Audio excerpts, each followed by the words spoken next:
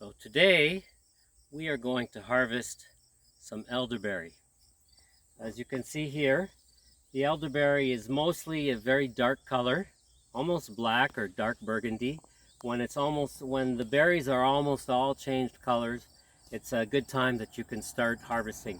You can also wait until they all turn completely black, but you'll probably get just as many berries. You probably won't get any more, because when you wait until they all turn black, then more will be eaten by the birds and a few will have fallen.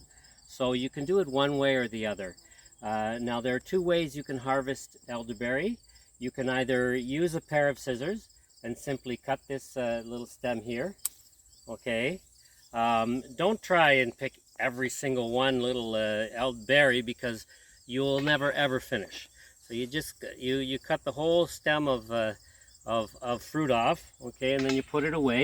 Another way you can do it, if you have a close look here, I'll show you here.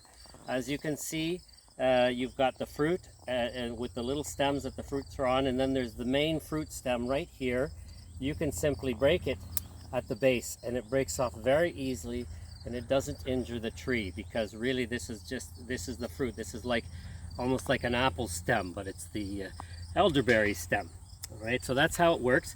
Now, when I'm going to take both of these now. I'm going to be harvesting pretty well all of these. I'm going to fill this bucket up.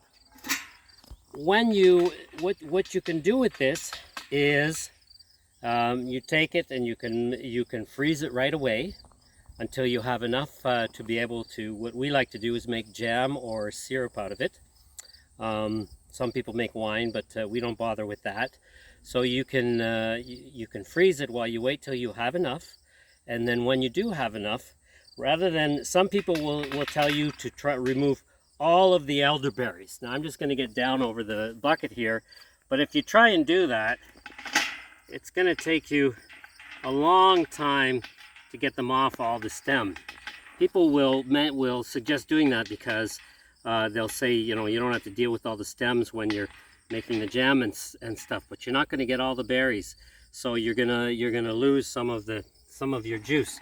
So I simply keep it all on the stems, and if I've frozen it, it's even better, because they're already sort of partially cooked when you freeze them. And I put the whole thing, my whole, let's say, bucket of elderberry into, and I just barely cover them in water. I crush them all nice and down and bring it to a boil, maybe keep it on boil for a few minutes. And once I've done that, I'll let the water cool down, and once it's nice and cooled down, I'll take a colander and I'll press the juice through that colander. You could also do it through a cheesecloth or anything else. And then once you've got your pure elderberry juice, well, you can add some sugar and drink it as juice, or you can make a jelly out of it, or a syrup out of it, or a jam out of it. So there you go. That's how we harvest and process our elderberry.